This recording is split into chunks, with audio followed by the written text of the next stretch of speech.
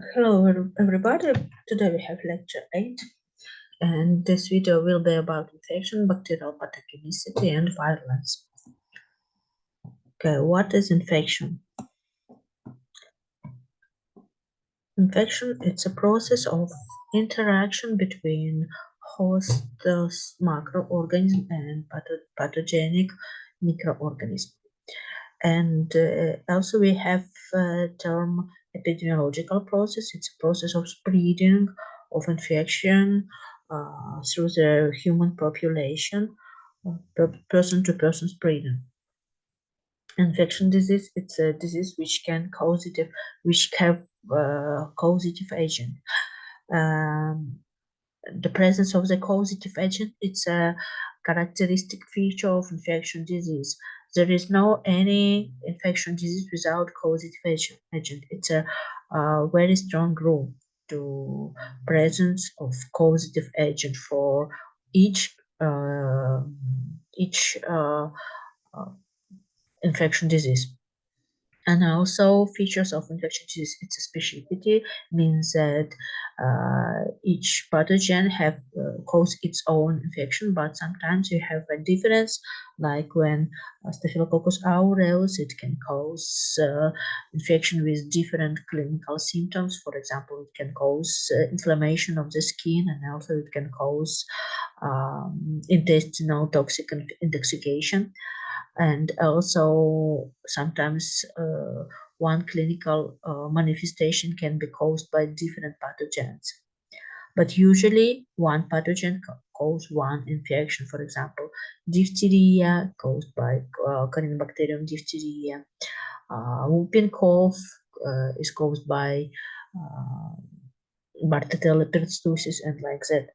Infectivity, it's ability of the pathogen to enter, survive, and multiplies and cause an infection disease in susceptible host.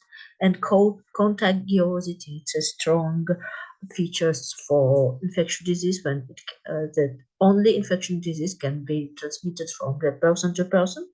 And also presence of incubation period without symptoms, period of beginning of infection. Cyclic development means that each infection disease goes through the few steps. And formation of post-infection immunity. All these six feature is the feature of the infection disease which differ infection disease from other diseases. Okay, each infection disease goes through the 4 stages: incubation period before symptoms, when microorganisms enter to the host organism and begin to multiply, begin to produce some enzymes and toxins. But in this period, there is no any symptoms. And duration of incubation period is differ for different disease, but it's a strong rule that each disease can have its own duration of the incubation period. Prodromal, next period, it's prodromal infection, prodromal period with appearance of non-specific clinical symptoms like malaise, temperature, and loss of appetite, but the symptoms can present in many different infections. So non-specific period. And next period, the period of manifestation, when all clinical symptoms reveals in this period. And period of outcome, it is the end of the infection. And the infection can end with reconvalescence, goes to infection can goes to the chronic infection, and host can state like a carrier, and also this letter of outcome.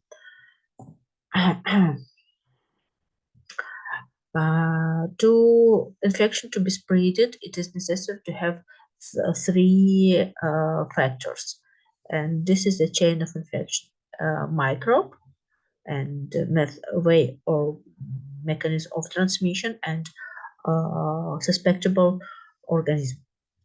Three necessary factors to for infection to be a cure. Okay. Factors on mechanism of transmission. There are few mechanisms of transmission. The first is fecal oral mechanism of transmission. By this mechanism, um, intestinal infection can be transmitted because portals of entry means a place where microbe enter, and the portals of entry of this for this mechanism is intestine, and the way of transmission is infection with food, with infected food, with infected water, or by contact, including the indirect contact. For example, dirty hands and like that, dirty toys. Next mechanism, it's an airborne mechanism of transmission. This is the most contagious mechanism, and by this mechanism, respiratory tract infection can be transmitted, and play portals of entry is respiratory tract. Upon respiratory tract, and ways of transmission is airborne droplet or airborne dust. Next mechanism, it's a bloodborne, and blood infection can be transmitted with this mechanism, and way of transmission is bite of arthropods or by use of contaminated needles. Actually, I need to say that with this mechanism, uh, uh, in this mechanism, it is necessary to have a carriers. Uh, it can be alive, like arthropods or carrier.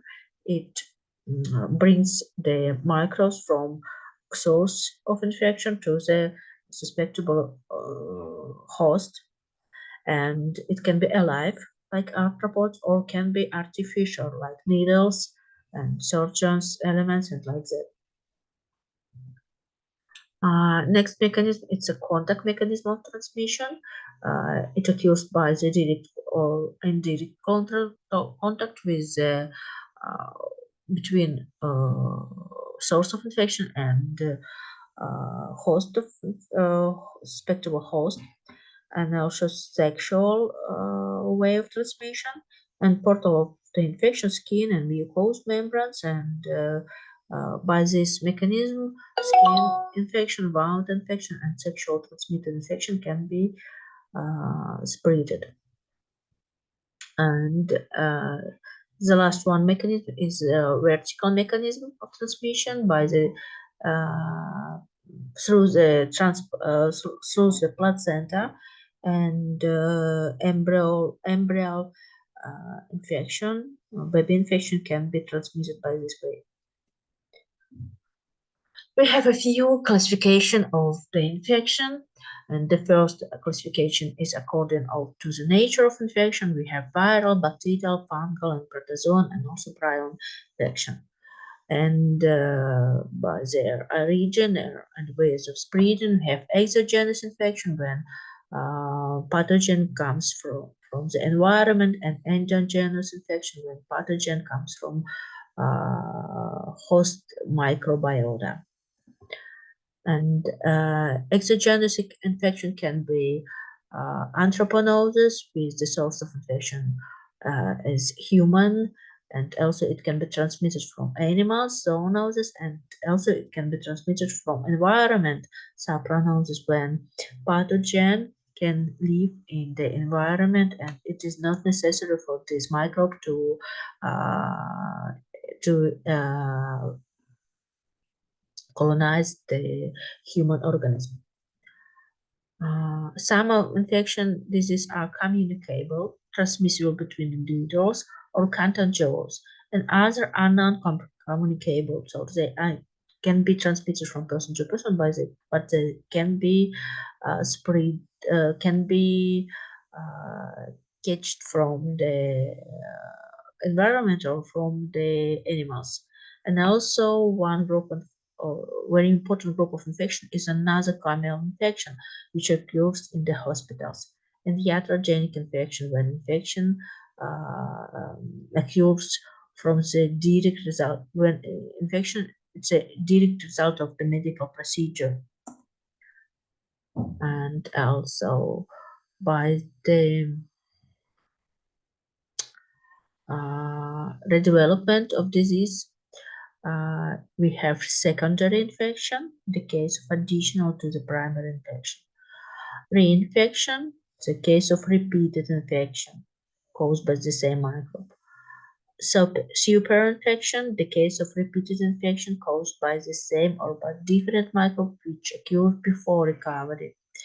And relapse, it's a case of return of clinical manifestation without additional infection, as a result of activation of the infection agent which survived in microorganisms. Like relapse, it can occur in the process of the chronic infection. We have the time of without symptoms, and we have relapse when symptoms return. Okay, next classification is according to the clinical manifestation. We have manifested clinical infection which occurs with all clinical symptoms, obliterated infection, characterized by feebly marked symptoms, atypical, when atypical symptoms can be revealed, and latent or subclinical infection, which occurs without any symptoms. So any symptoms absence. By duration of the period illness, infection can be acute. So it's a very quickly infection which occurs very quickly, and all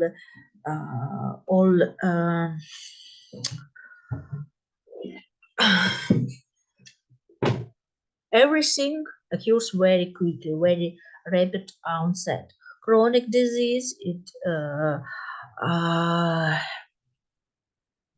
can be during a lot of time, during more than 6 months, during a few years, and or a lifetime. Latent disease, it's a disease which occurs with very long incubation period. So during few years, like 10 years, there is no any symptoms, but then it reveals. And also, according to spreading, it can be endemic, which infection which occurs only in one geographic areas. Sporadic, it's a single cases of infection. Epidemic, it's a infection which have many cases which are connected with each other, and it's like a chain of infection epidemic when when there are a lot of cases, and actually they have connection. And pandemic, this is infection which epidemic covering several countries, whole continent sometimes, as a human population. Next question, it's a pathogenicity and virulence. Pathogenicity, it's ability of microbe to cause infection process. It's a genotype. It's all genes which pathogen has to cause the infection. And virulence, it's a phenotypic manifestation of pathogenicity. Pathogenicity means what real this pathogen has to cause the infection. A real ability. Okay, for interaction with the human host, it is necessary to be able to for adhesion, for colonization, for invasion, and for aggression. And of course, pathogen, they need to produce some factors, some thing to realize all this process. Okay, what is adhesion? Adhesion, it's the ability to attach host cell to not be eliminated. And for adhesion, bacteria can have adhesins and some fimbriae and pili. Like E. coli, it can interact by its pili with host cell receptors to not be eliminated from organism, to stay in the human organism. Also, bacteria can have some adhesins. It's like a surface proteins which cause intimate contact with the host cell, and by this way, bacteria then can colonize and resist flushing. Invasion means that pathogen need to uh, go through the tissue, enter to the cell, to multiply inside the cell, and like that. For invasion, bacteria have some enzymes, some um, also motility. It's a factor of invasion, and some bacteria can enter to the human cell. Some bacteria can invade the phagocytic cell. You know that phagocytic cell, they uh, they usually can destroy some bacteria, but in some cases bacteria can invade the phagocytic cell and destroy them, or can multiply inside that cell. Like salmonella, you can see that salmonella enters to the macrophage, and in the phagosome it can multiply, it can survive and can multiply.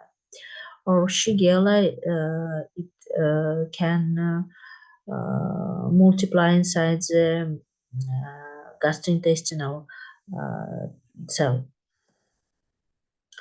Also, enzyme can be produced by pathogen for destroying the cell, for invasion and to the host cell and deeper tissue.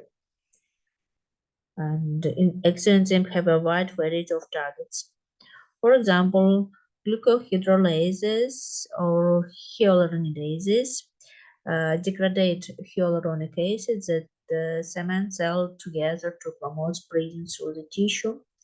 Nucleases, actually DNases, they degrade DNA released by dying cell that can trap the bacteria through promoting spread. Phospholipase degrades phospholipid bilayer of host cell, causing the cellular lysis and degrades membrane of phagosome. Okay, look at this picture. You can see how hyaluronidase can destroy hyaluronan layer and destroys the tissue. Collagenase destroys the collagen, and by production of the collagen, bacteria can uh, destroy blood vessels and enter to the bloodstream.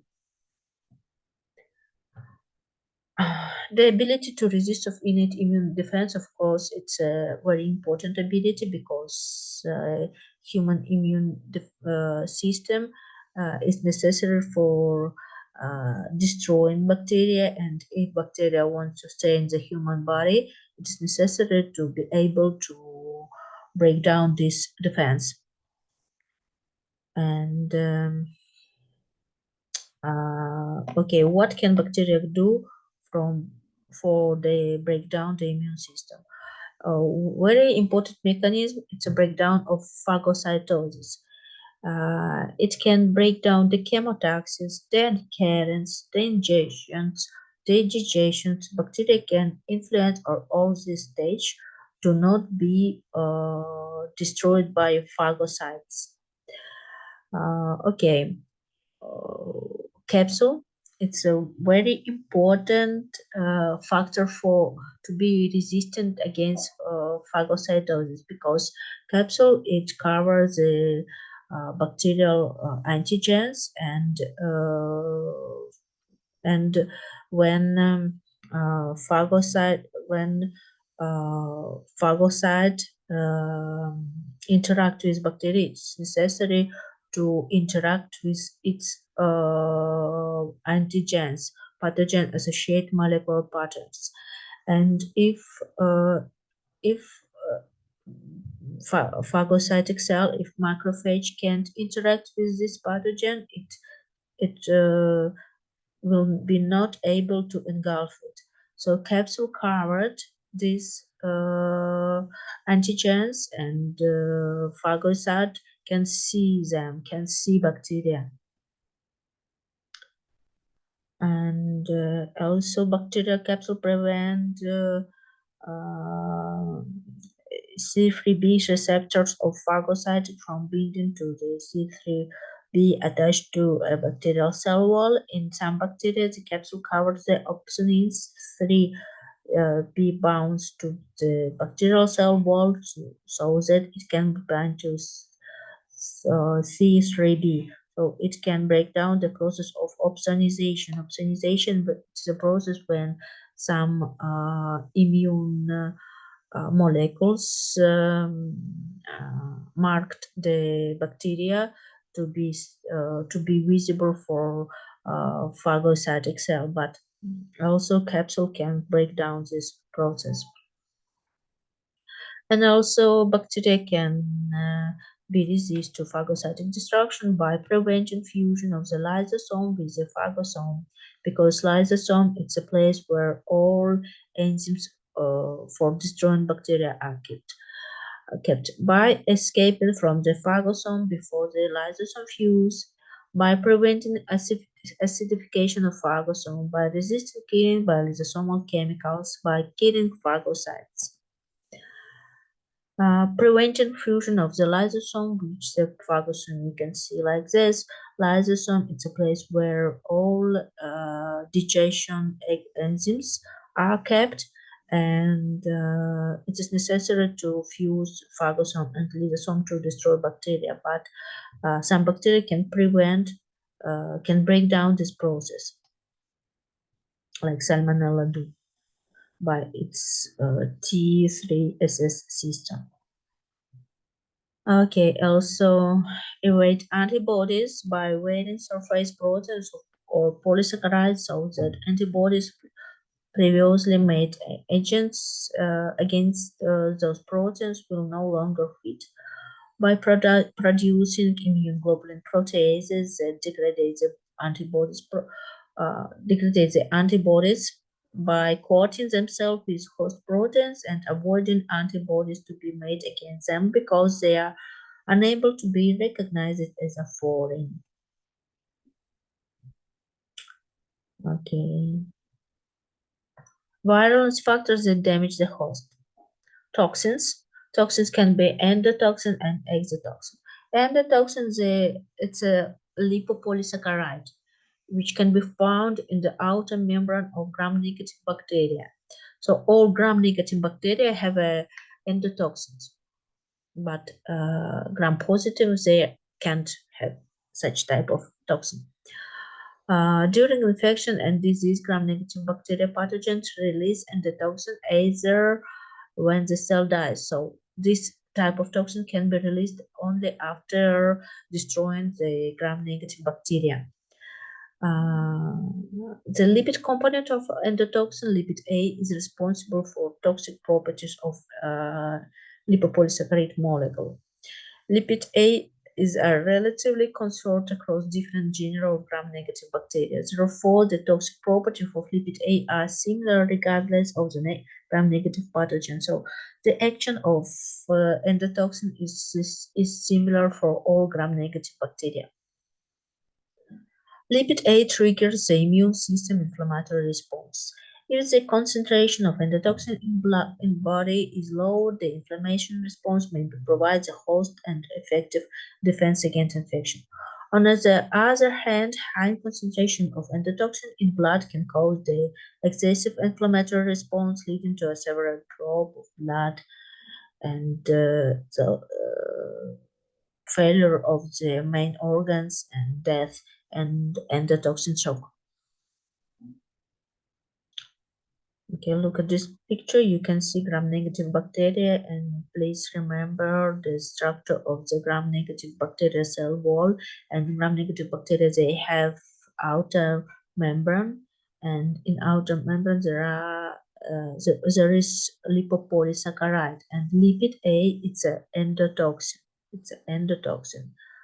So this is the lipopolysaccharide, and it has O antigen on the surface, and it has core structure, and it has a lipid A. Lipid A is endotoxin. Endotoxin difference between endotoxin and protein toxin. Endotoxin are integral part of bacterial cell wall. They are relatively more heat stable because it's a lipid. Weakly toxin, weakly antigen. So it possesses weak immunogenicity. Their effect is less specific. It's the same for all gram-negative bacteria. They are not converted into toxoids, anatoxin. We can't produce with this toxin the vaccine. Often produce fewer in host.